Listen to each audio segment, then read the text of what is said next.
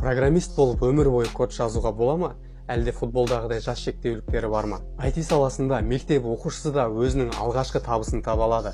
Ол үшін технологияларға қызығушылық танытып, біршама тәжірибе жинай алу керек.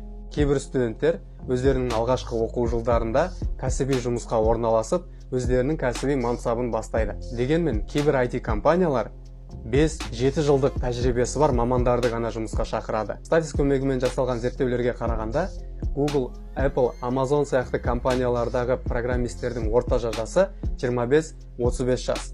Программистер біршама жылдар бойы код жазған соң тәлімгер бола алады, немесе IT командаларды басқара алады.